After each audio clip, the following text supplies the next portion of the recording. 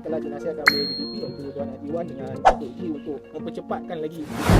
Datuk G panggil. Oh, baru saya tahu. Datuk G. Okey lah. Tahu kan G tu apa? Ini adalah projek naik taraf untuk logi potong kembang sedia ada. Untuk makluman, nilai projek kita adalah 32.5 juta. Ini adalah lokasi kita lah. Kita akan bina logi. Yang kita akan concentrate besar dalam permit. Kita ambil koridor utility yang lebih luas. Dia jadi tambah satu layer. Itu yang salah satu ada hiccup yang tadi 4 hari itulah Datuk. Itu yang saya nampak ada kekalahan lah kat sini kan. Isu utilities lah menjadi beban kepada jabatan yang hendak buat kerja lain. Dia yang kena pikul beban tu untuk menguruskan masalah utility. Saya menganggap itu hasrat untuk menyelaraskan semua urusan utility. Kita kena selaraskan lagi.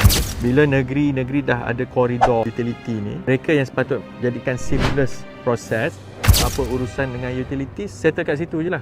If bajet kita kena bayar ataupun kena serahkan pun selesailah, satu pihak ni yang buat kan. At least ada maklum balas kepada negeri macam mana kita nak bagi gambaran sebab dia tak nak drag the project sampai delay.